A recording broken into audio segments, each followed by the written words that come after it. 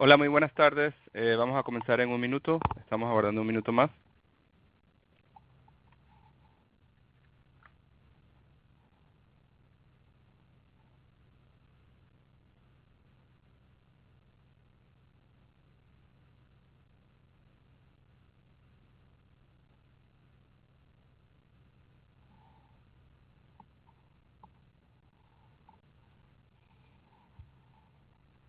Comenzamos entonces. Muy buenas tardes a todos. Bienvenidos. Gracias por su asistencia a nuestro seminario online sobre tendencias más recientes en ciberataques. Antes de comenzar, algunos detalles de logística. Los participantes estarán en un modo de solo audio. El sistema ofrece un chat para preguntas y respuestas. Pueden hacer las preguntas a lo largo del seminario y algunas las contestaremos por escrito en el transcurso y otras las contestaríamos al final de la sesión. Mi nombre es Felipe Tribaldos y soy el director para América Latina de Cloudflare. Nos acompaña también un equipo especializado que tenemos para América Latina con apoyo en español y en portugués. De hecho, Cloudflare recientemente ha tomado un enfoque en la región y ya hemos empezado a traducir y adaptar algunos de los contenidos a los idiomas de la región. Al finalizar el seminario tendremos una sesión de preguntas y respuestas y también estará disponible una grabación del seminario que se les enviará por correo electrónico para que lo puedan ver nuevamente o compartir con algunos de sus colegas. Dicho esto, entonces vamos a comenzar con el contenido. Si tienen algún problema de audio o de visualización, lo pueden comentar también en el chat y algunos de los moderadores nos van a ayudar. Comenzamos entonces. Un poco la agenda de hoy en día. ¿Quién es Cloudflare? ¿Cuáles son los retos en la Internet de hoy en día? Algunas estrategias sobre los modelos de seguridad y tendencias en ciberataques y qué soluciones pueden utilizar los usuarios y los dueños de contenido ante estos nuevos retos que hay en el mundo. Cloudflare es una empresa enfocada en ofrecer soluciones en la nube que están orientadas hacia ayudar a resolver algunos de los grandes retos en la Internet. Entre ellos, aceleración y performance, seguridad, protección contra ataques, mejoras en las áreas de SSL, DDoS, disponibilidad y confiabilidad, y analítica y inteligencia de negocios. Hoy en día vamos a estar enfocados más en las áreas de seguridad, y la misión de Cloudflare es bastante descrita de una forma bastante sencilla, es que ayudamos a construir una mejor Internet, tanto para los usuarios finales como para los operadores y dueños de contenidos. Cloudflare tiene una base de usuarios bastante amplia y con marcas muy reconocidas en algunas áreas verticales como de juegos, tecnologías, medios y finanzas. Como comenté anteriormente, tenemos un grupo especializado para Latinoamérica que trabaja particularmente en el área de grandes clientes. ¿Cómo se veía, cómo se visualizaba la Internet y el web hace algunos años, en el 2010? Tradicionalmente se conocía como la Internet lo que era un servidor web y un navegador, no lo que se conoce en el lenguaje técnico más como cliente-servidor. En el 2010 había más de 200 millones de sitios web, más de 2.000 millones de usuarios en la Internet y una penetración de más o menos del 30% a nivel global. Sin embargo, esto ha cambiado mucho hoy en día. Y lo que se percibe como la Internet hoy en día va mucho más allá de lo que se conocía como contenido web, páginas web. Hoy en día estamos hablando de vídeo, estamos hablando de dispositivos IoT, autos inteligentes, sistemas de ejercicio, bastante tráfico machine to machine que utilizan APIs, aplicativos móviles, cámaras de video, videovigilancia Y también la forma de desplegar servicios y aplicaciones ha cambiado. Hoy en día los usuarios ya no tienen que gestionar todo un servidor completo, sino que también se apoyan en lo que se conoce como modelos de Software as a Service o SaaS. El mismo Cloudflare hoy en día vemos más de 40 billones o 40.000 millones de peticiones de APIs todos los días. Esto estamos hablando de muchas aplicaciones que Cloudflare protege, como lo que son los sistemas de ejercicio tipo Fitbit o otros dispositivos de IoT. Más de 120 millones de dispositivos IoT, y Cloudflare también ve cada IP en la Internet más de 1000 veces por mes. Esto le da a Cloudflare una inteligencia bastante profunda de conocer dónde están las amenazas y cuáles son las tendencias en tema de ataques. Ahora vamos a entrar un poquito a hablar sobre los modelos de seguridad. El modelo tradicional de seguridad que existe todavía hoy en día, ¿no?, en sistemas cliente-servidor, estaba basado en parches de software, donde tenías tal vez un sistema operativo y este sistema operativo era actualizado mediante una actualización de software que daba el fabricante del software o del stack, ¿no? Lo más común que se puede recordar de esto o ver son las actualizaciones de Windows.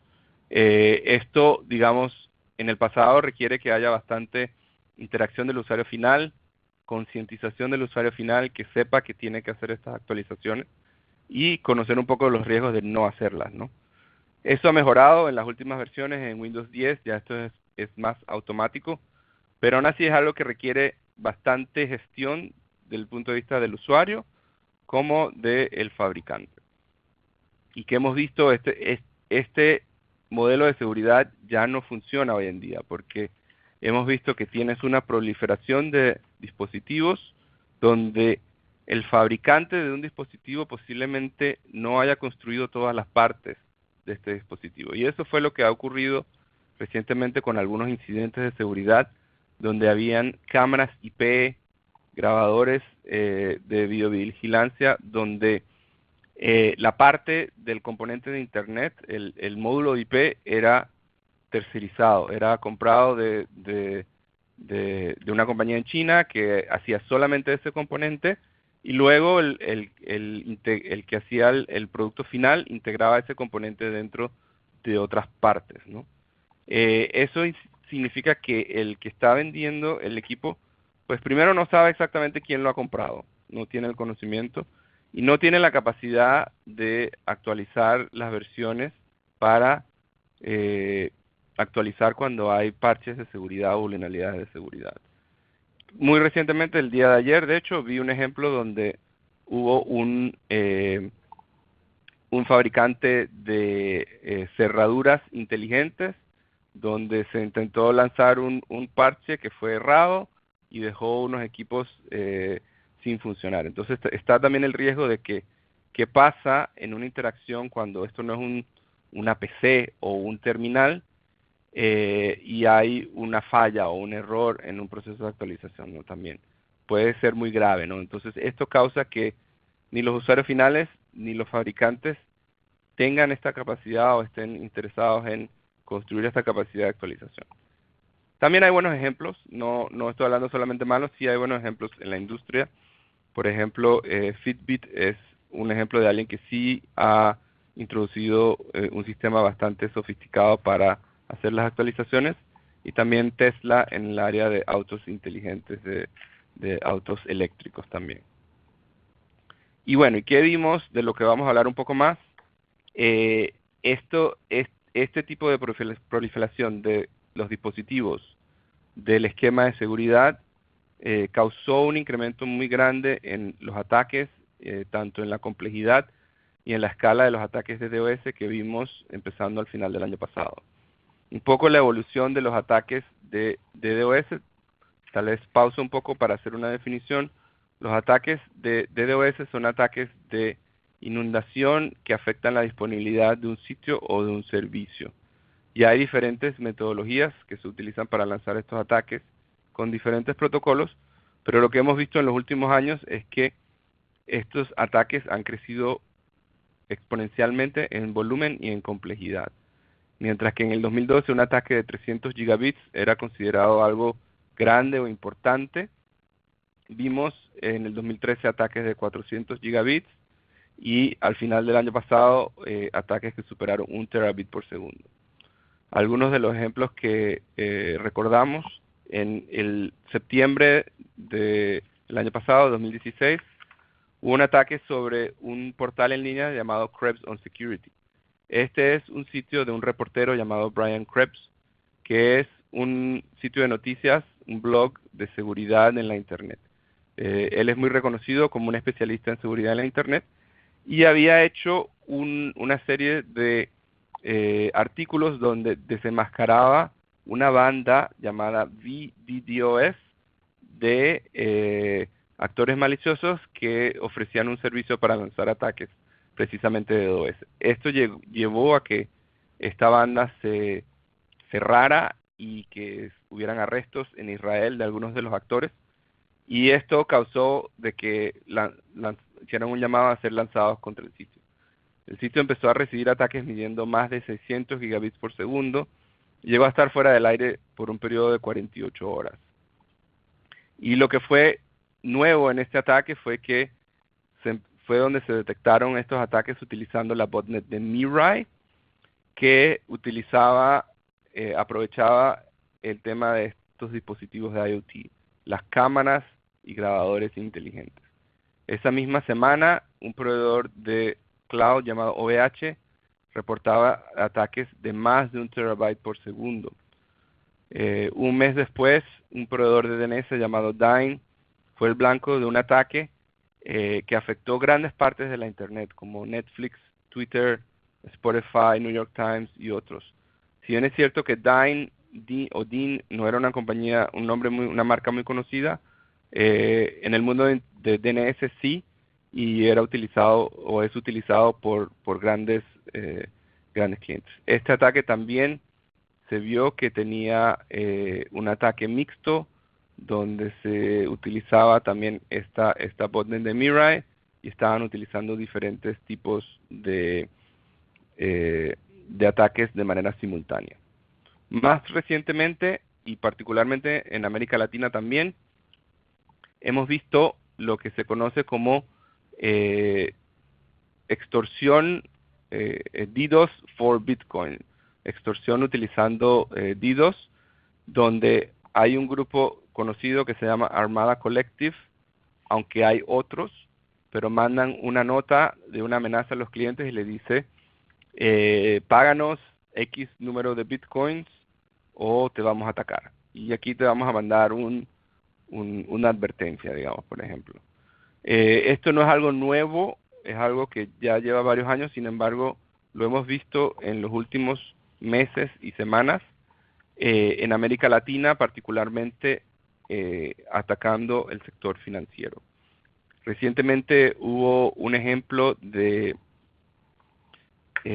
un cliente de hosting en Corea que pagó un rescate, un récord en un rescate de $1 millón. Entonces, esto es algo que sí, para los actores maliciosos puede ser una fuente de ingresos, y eso lamentablemente hace que haya obviamente más interés y más retorno económico para los actores maliciosos. Ahora vamos a hablar un poco sobre qué son estos ataques utilizando IoT. Cuando hablamos de IoT estamos hablando de lo que se conoce como el Internet de las cosas, ¿no? Estamos hablando de cámaras, videograbadoras, sistemas de seguridad, sistemas de vigilancia, etcétera, etcétera, ¿no? Hoy en día, gran cantidad de dispositivos conectados a Internet. Y bueno, desde hace mucho tiempo yo recuerdo que se había hablado y dado advertencias de que esto va a ser algo muy peligroso y de que si no se tomaba la seguridad en cuenta desde el principio, iba a tener consecuencias muy graves. De hecho, regresando hasta el 2013-2014, hubo un incidente en Brasil donde se tomaron más de 2 millones de ruteadores o CPEs de Internet, fueron tomados por una botnet, y en ese entonces lo utilizaron para hacer redirección CDNS, más no para lanzar ataques. Pero desde ese entonces yo recuerdo que la gente se preguntaba, oye, ¿qué pasaría si en vez de hacer redirección y phishing, esto lo utilizan para lanzar ataques volumétricos o flujos de ataque hacia un blanco, ¿no? Eso ya se ha contestado lamentablemente, y vimos que han pasado de ser ataques de cientos de gigabits a ataques de más de 1 TB por segundo. Y lo que ha sido nuevo en este tipo de ataques y en esta botnet es que se ha combinado la complejidad y sofisticación de estos ataques. Se utilizan varios vectores de ataque, donde se utilizan inundación de paquetes o packet flooding, se utiliza IP spoofing y se utilizan ataques de aplicativos. Particularmente los ataques de la capa aplicativo de la capa 7 fue lo que se observó en este último incidente que hubieron el año pasado. Los ataques de capa 7. Estos ataques, los ataques de inundación son bastante más simples, donde simplemente se utilizan protocolos antiguos que son vulnerables basados en UDP, combinados con un factor de amplificación y de reflexión, y se pueden llegar a lanzar grandes flujos de paquetes. Estos ataques no son tan inteligentes, son bastante fáciles de detectar y de mitigar, y es lo más común que se ve hoy en día. Sin embargo, lo que vimos con este tipo de ataques es que estos ataques eran más inteligentes y aplicaban un nivel de sofisticación. Había una combinación en que había también los packet floods, los protocolos de inundación, pero también se combinaba con ataques de capa 7. Los ataques de capa 7 muchas veces son posibles de vulnerar métodos tradicionales de seguridad perimetral, porque se van encima de lo que se considera una aplicación legítima o algo regular, un ataque regular, un servidor web, HTTP, va encima de eso y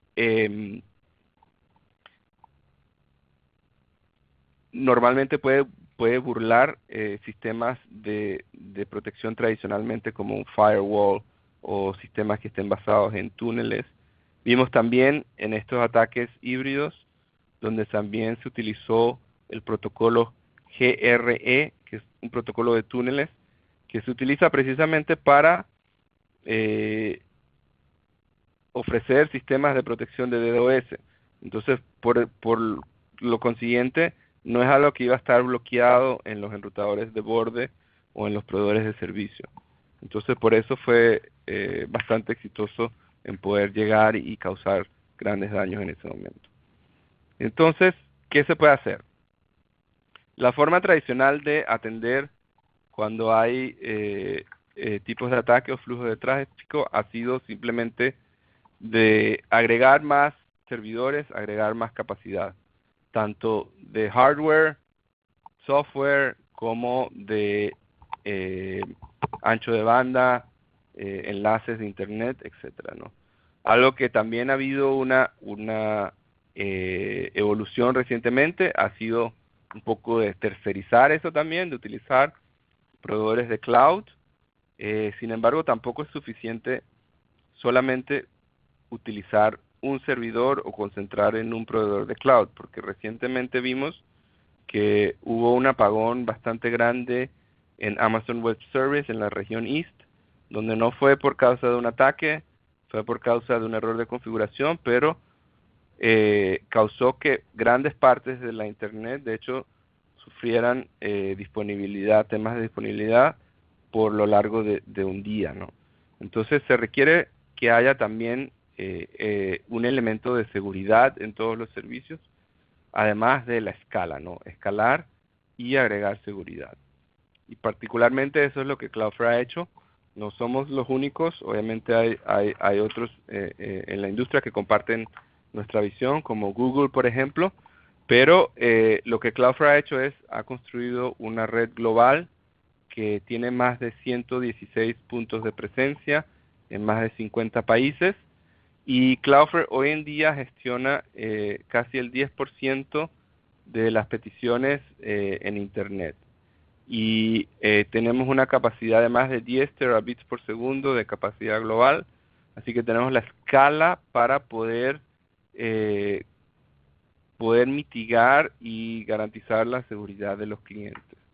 Hay más de 6 millones de sitios y de aplicaciones que se protegen a través de Cloudflare hoy en día.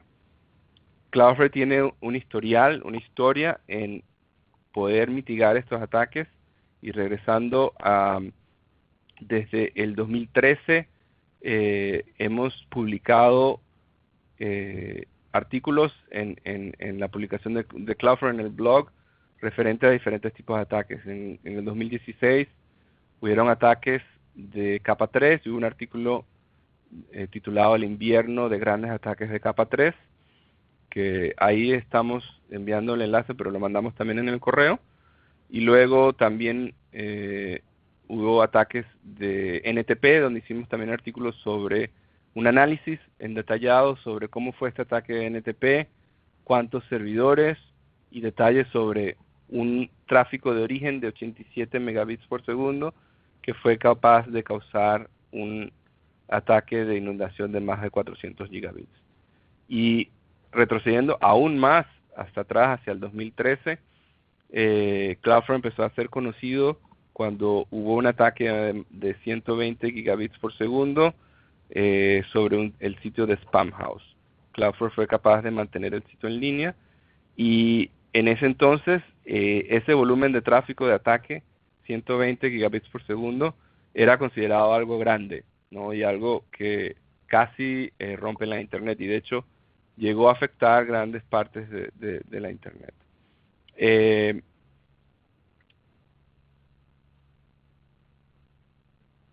Y bueno, entonces, para resumir un poco, Cloudflare, los ingenieros de Cloudflare tienen mucha experiencia en poder trabajar y poder escalar la infraestructura de Cloudflare, poder crecer ante las amenazas y los tipos de ataques que se ven hoy en día. Vemos que con el tiempo han habido cambios y cada vez hay más, más tipos de ataques, más vectores de ataques, ¿no? Y vemos que esto cambia recientemente con el tema de los dispositivos de IoT y la cantidad de dispositivos y volúmenes que hay. Vamos a hacer una pausa aquí entonces para atender algunas de las preguntas que puedan tener.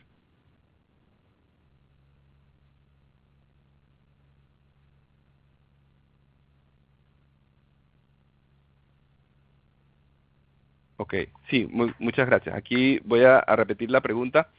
¿Y qué soluciones ofrece Cloudflare para proteger contra los ataques de capa 7? Muy buena pregunta. Y bueno, Cloudflare tiene la capacidad de, como hacemos la terminación del tráfico, podemos hacer la inspección en capa 7 y distinguir qué es un tráfico legítimo versus qué no es. Y Cloudflare utiliza diferentes metodologías para hacer esto. Utilizamos una base de datos de reputación IP para mantener un conocimiento de cuáles IPs lanzan tráfico malicioso o no. Hacemos una inspección en detalle de las peticiones o los requests. Miramos en capa 7, inspeccionamos el tipo de dispositivo o client ID que tiene el cliente, la IP, y podemos identificar mediante el uso de Web Application Firewall cuando hay ataques directos contra una aplicación, un ataque contra un CMS de WordPress o un ataque contra un sistema de e-commerce de Magento. Por ejemplo, Cloudflare tiene la capacidad de identificar y mitigar esto.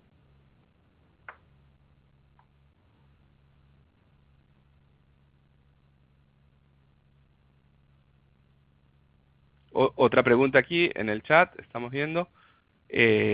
Cloudflare también ofrece, además de sistemas de DDoS, esto lo tocaremos en otros seminarios que vamos a hacer, ofrecemos sistemas de soluciones para balanceo de carga, para limitación de tasas de conexiones, lo que llamamos rate limiting, sistemas de DNS, etcétera. Así que tenemos varios otros productos más allá de lo que hemos hablado hoy en día.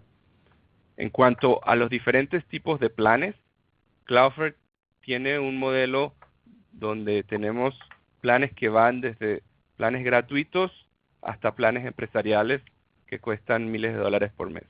Entonces hay un poco para todos y dependiendo de, obviamente, del tipo de plan que el cliente escoge, hay diferentes funcionalidades, ¿no? En los planes gratuitos no hay una garantía de SLA, sin embargo, Cloudflare ofrece muchas funciones en los planes gratuitos. Entonces, obviamente, dependiendo de el tipo de contenido que el cliente tiene y el tipo de garantía de servicio, de relacionamiento que requiera con Cloudflare, va a elegir un plan apropiado a su aplicación, ¿no? Creo que tenemos tiempo para una pregunta más.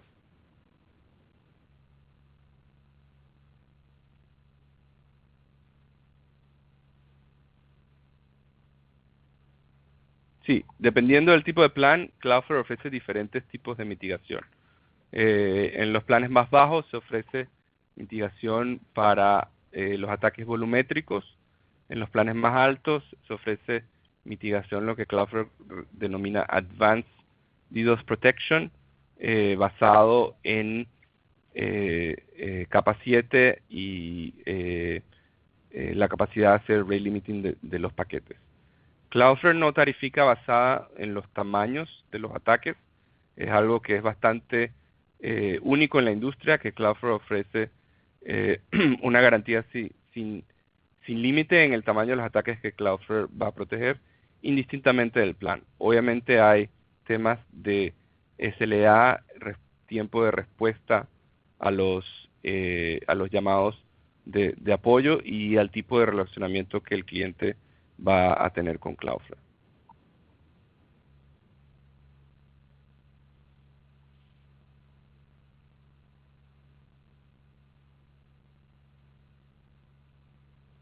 Creo que tenemos tiempo para una pregunta más.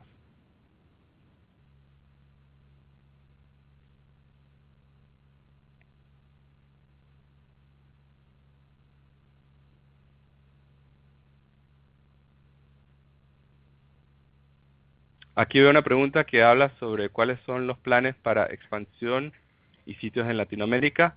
Cloudflare, hoy en día, voy a retroceder un poquito, en la red global de Cloudflare tenemos 9 puntos de presencia que están en la región de América Latina, 2 en Brasil, Argentina, Chile, 2 en Chile, Ecuador, Perú, Colombia, Curazao, Panamá. Estamos agregando México hacia finales de este año.